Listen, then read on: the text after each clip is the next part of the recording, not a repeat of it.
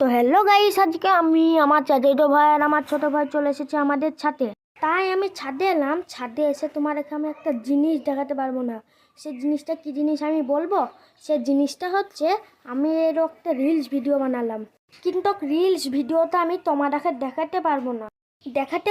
তার কারণ আছে, তা কেন বলবো। কারণটা হচ্ছে যে আমি ব্লগ বানাচ্ছি, তো ব্লগে তো সব দেখানো যায় না। ব্লগটা তো আমি শর্টে ছাড়বো, তাই না? তাই তো সব কিছু ব্লগে দেখানো যায় না, ঠিক আছে? তাই আমি ছাদে একটু আড্ডা মারবো, আড্ডা মেরেই চলে যাব।